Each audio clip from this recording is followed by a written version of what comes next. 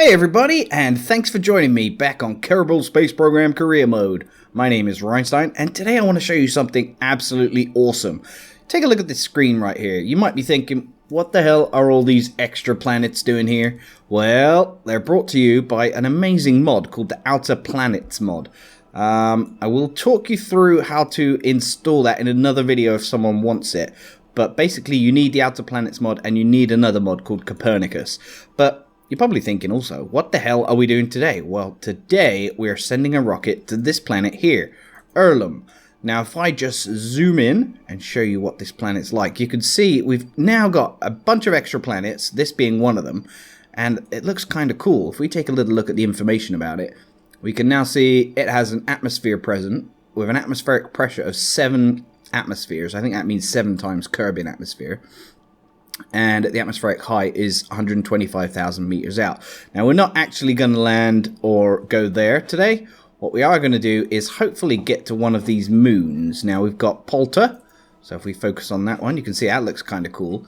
The information about that is that's got really low gravity, 0.19 G, and no atmosphere present. Zoom out again. And we've also got, where is it? Prayax, which is another cool planet. That's got no atmosphere present, so we could go to either of those.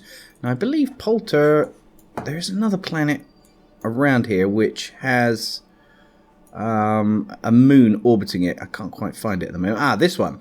Here we go. So I think this might be my target. Now, I'm playing around with this. I haven't actually uncovered everything that's available, but this planet, or moon, I believe it's a moon of this one, Urlum. I think I want to go to WoW.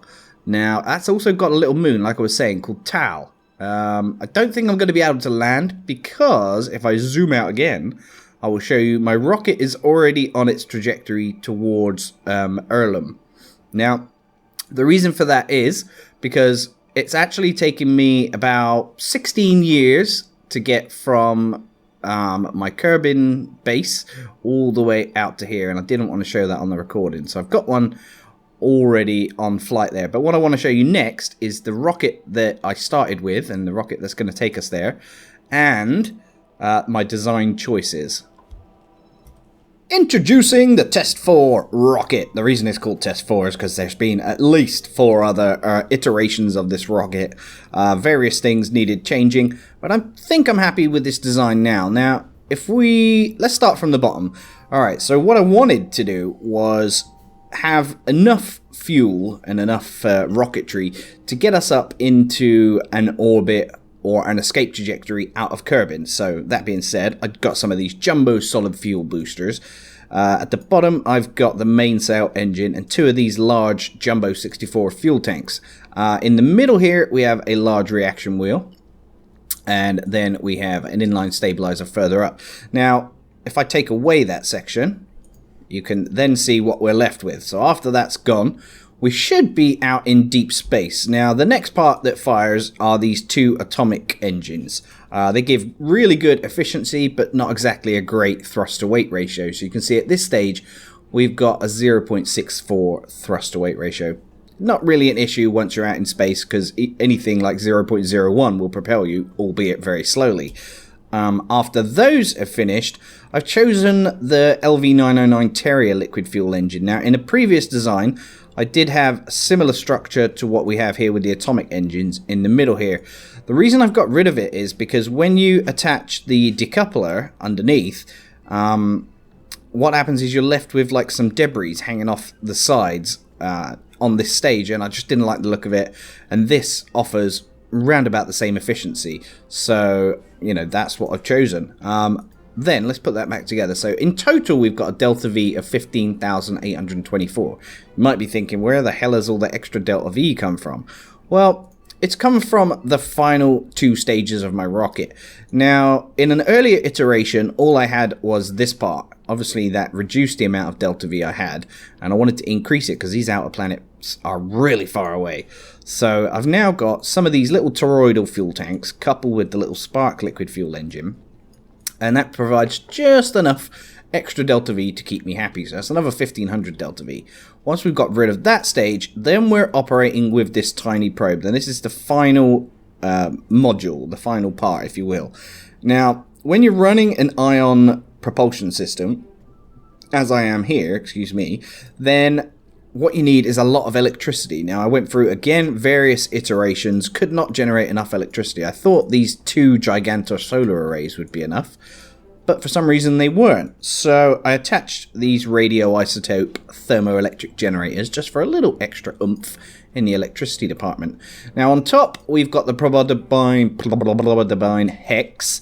The reason I've chosen that is because originally on an earlier design I used the probodibyne Octo 2, but that doesn't have any stability or SAS, or well, it seems to have, but it doesn't seem to be able to allow me to turn my rocket. Perhaps it's the reaction wheel that is missing, which we have in the probodibyne X. So that's why I've gone with that. And so altogether, like I said, 16,000 delta V approximately once we put the rocket together. And that's more than enough, I think, to get me to these outer planets and explore some of their moons. Now, this is the career mode that we're playing in. This isn't what it's going to look like, by the way. That's just to satisfy my little urge to put it back together. Yeah, because we're playing in the career mode, you might think there's probably science on these outer planets. Now, I don't know if there is or not. I'm guessing not, because when I click on our little Science X thing, I can't find anything in there referring to these extra planets. But that's not really what I'm bothered about. All I'm bothered about is seeing what these planets look like close up. So hopefully you're going to enjoy joining me on this journey. I'm now going to show you the launch and escape trajectory.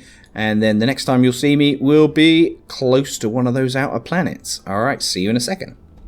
Alright guys, welcome to the launch of the Test 4 rocket. Admittedly, not a great name. Here we go. So I've turned on SAS, let's power up the boosters and press space. Now, the good thing is, we have solid fuel boosters. Now, I've used these solid fuel boosters primarily as a means of getting through the thickest atmosphere and the strongest gravity on Kerbin, because what would happen if I didn't use these solid fuel boosters? Essentially, we would be running on liquid fuel, and we'd be wasting a lot of liquid fuel propelling this quite large rocket into the atmosphere. And that's not a good way to be, because that would drastically reduce my delta V and potentially limit the amount of planets or the amount of exploration I can do of these outer planets. So the solid fuel boosters essentially just propel me high enough into the atmosphere so I can use my mainsail liquid engine with more efficiency, I think. Now, ideally, I'd like to be turning my rocket to the right now, to the 90 on the nav ball, but you're not offered that much maneuverability with solid fuel boosters. They're purely as a method of propelling you straight up, really. You know, don't have much maneuverability. Now, what I have noticed is on the mainsail liquid fuel engine, if you see my rocket's wobbling a bit now, you can control the gimbal on this, which is essentially the amount of turn, the amount of movement that this engine can give you. So by turning it down, it stops my rocket from wobbling. And obviously when it's wobbling, you're losing a lot of fuel and delta V to drag and things like this. So that's a really useful feature. If you haven't used that before, I do recommend giving it a go.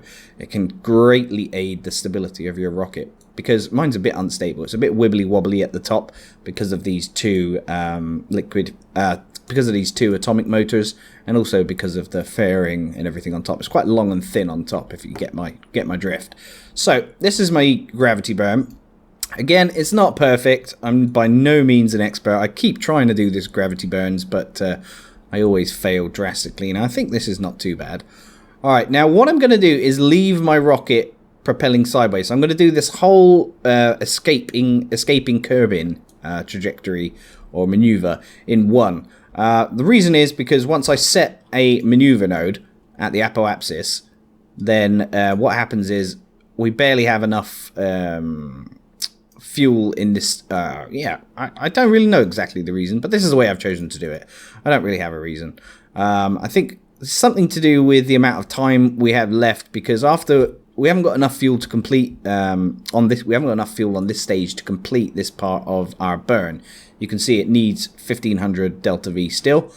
And take a look on the right, stage 8 only has about 850. So after we decoupled this, then we're running on atomic engines. Atomic engines don't have the best thrust, so I figured that alters the amount of time we need to do this burn. So by the time I get to the apoapsis, we don't actually, have that much time to use our atomic motors. So anyway, this is the decision I've made. Hopefully it's right. Maybe some of you have got different opinions, but I don't know. But anyway, the main drift of this mission is to go and explore these outer planets, which is awesome. So now we're running on the atomic engine, and you can see they've drastically reduced the amount of thrust we have. If you take a look on the right, we've now only got 0.85 thrust. We are out of Kerbin's atmosphere, so that's awesome. We've got no drag operating on our rocket from its atmosphere. And you can see the estimated burn is now at 1 minute, and we're going to reach the node in T in approximately 3 seconds. So hopefully I did a good job of explaining why I've completed this burn all in one rather than setting a maneuver node. If we take a look at the sort of map of the orbiting planets, you can see how I'm pushing out my apoapsis.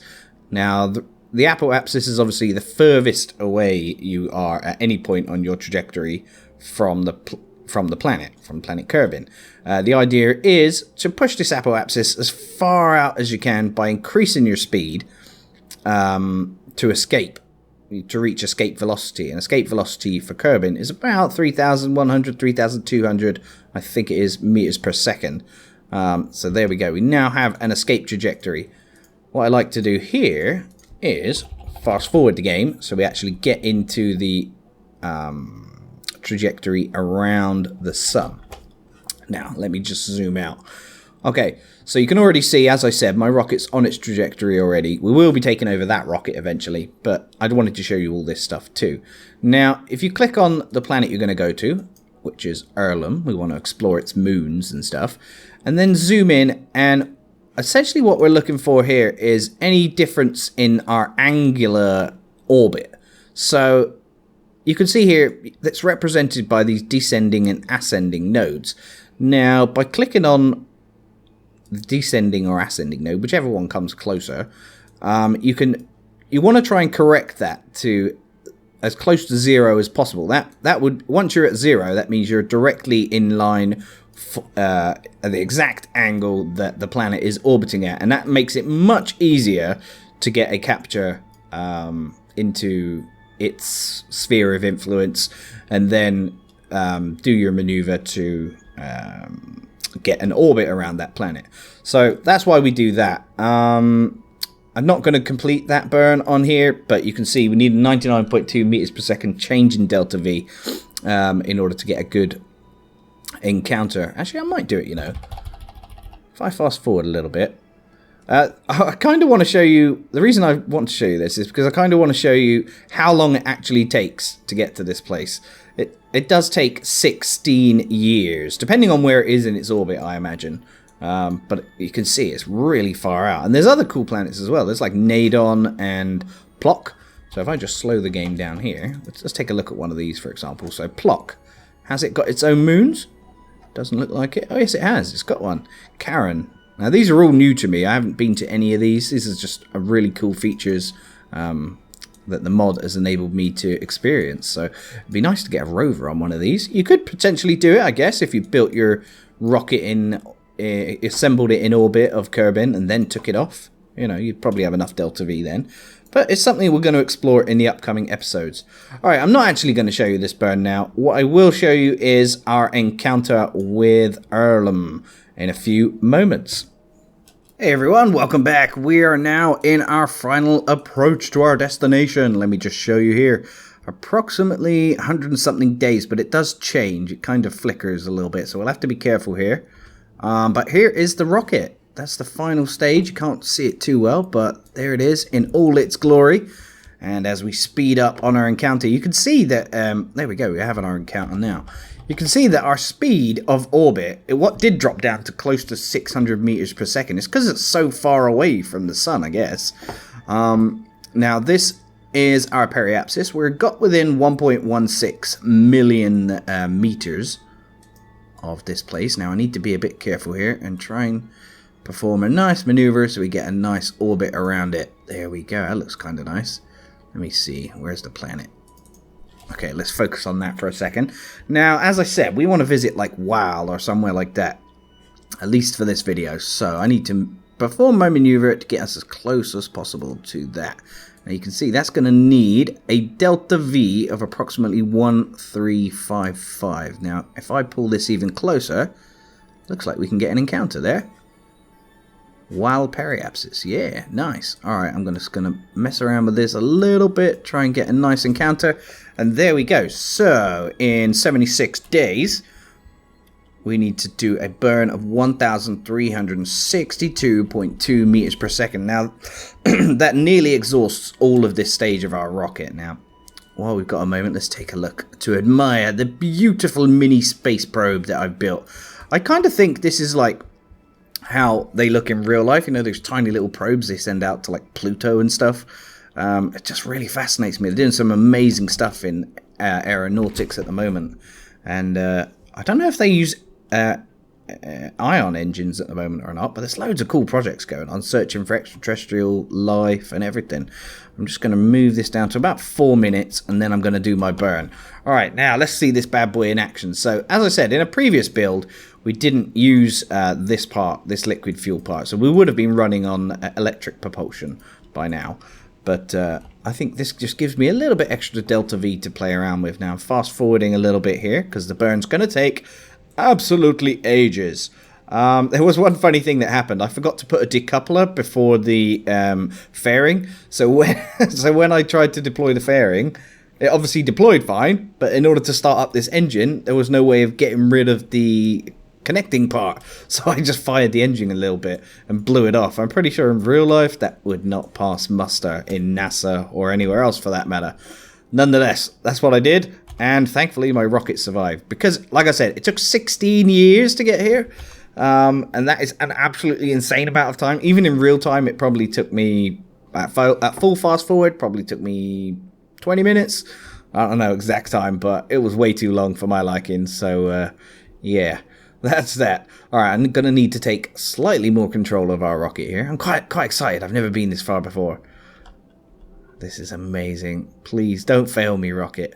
Okay, just pulling in my orbit now. Alright, I'm just going to slow it down. I don't want it to approach this too fast, lest we mess up our encounter. It looks like we've already messed it up. No, we didn't. There it is. Alright, looks like I've overshot it slightly, so I'm just going to turn around and burn prograde, because we were burning retrograde. And there we go. We get our encounter with WAL. Sweet! Alright, I'm now going to disappear and fast forward, because this is going to take over a year to get to this point. It's a bit wiggly woggly, but never mind. And I'll see you in a minute, and we can take a close look at this planet. Okay, we're now coming up on our encounter in 9 days. It keeps changing still. 4 days. Our encounter with WAL anyway. But in the meantime, I found out something cool. We can actually get science from this place. Take a look here on my X Science. This is awesome. Ah, here we go. We have our encounter, and we're going to need to go back here. And we need to set our maneuver at the periapsis. So, here we go. We're coming in at a really weird angle, to be honest. I could have planned this a lot better, but as you guys know, it's a lot harder to talk and record than it is to just do this while thinking silently to yourself. Alright, how close do we want to get to this place? WAL and TAL. Maybe, yeah, we could do TAL first, but no, I'm just going to go in on WAL first. And we want to get really nice and close. About, yeah, 119,000 meters above the surface would be awesome. Alright, now I've got to fast forward again. Make sure we don't miss our burn point. You can see we actually need to change our delta V by 229.9. But we've only got 135 meters per second left on this cute little stage. So I'm not quite sure how slowly our ion thing is going to slow us down. But we're going to do our burner here anyway. Let's see how this affects things. Okay, we're nearly out of fuel in 60 meters per second time. Look at that. Beautiful piece of engineering. I love it. REinstein's Kerbal Space Agency is reaching for the stars. Here we go. We're now on our final stage, and there it is. We have popped the ion propulsion system. You can see our estimated burn now at the bottom is like over 1 minute. So it does really reduce your speed or increase your speed really slowly. But it's just the way it is, really. What I am going to do is gather some science. I'm going to slow down enough. And then I'm going to gather some science while high. while in space high over WAL. So we just need to speed this up. Let's fast forward. See how that affects things. This looks good to me. And we're nearly there. We're nearly at our periapsis. Come on, little rocket. You can do this. Slow down a bit more.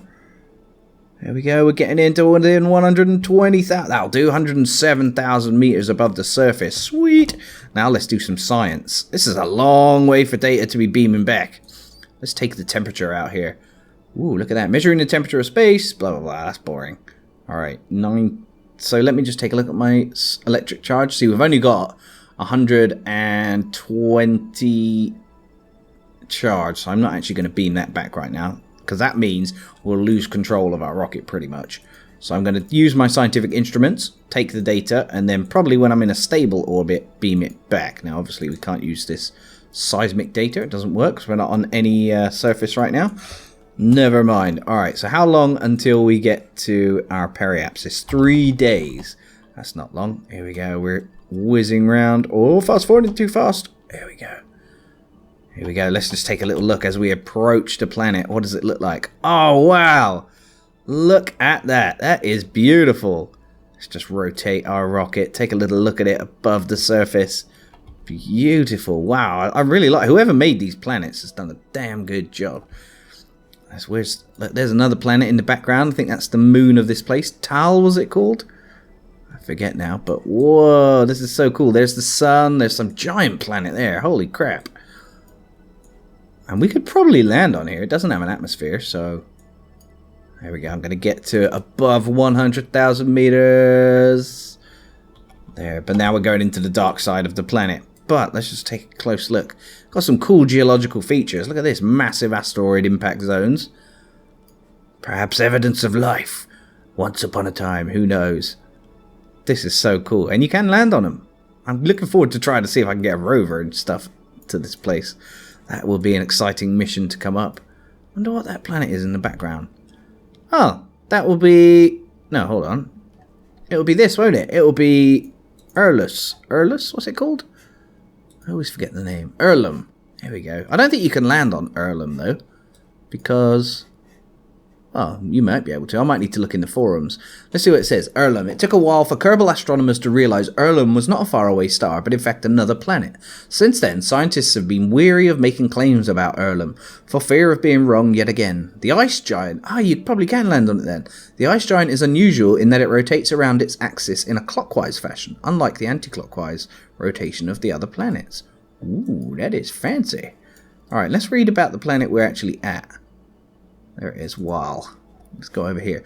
WAL is instantly recognizable due to its walnut-like shape. Its multicolored surface has led to it winning the title Most Beautiful Moon of the Year. No way, it's not more beautiful than Europa in real life. Moon of the Year 2 years in a row. Its distinctive equatorial ridge is likely to be caused by the tidal forces created by WAL's moon Tal. Wow. Oh yeah, there is a ridge. Cool, look at that. That's amazing. Oh my god. Anyway, I guess that about finishes my mission. I'm going to gather a load of science. And next video, we might visit one of the other moons using this same rocket. We've still got 5,943 meters per second delta V left. But for now, my name is REinstein. I hope you've enjoyed this visit to the outer planets. And if anyone wants any help installing mods, just let me know. I'll be more than willing to help. Thank you ever so much for watching. REinstein is out of here.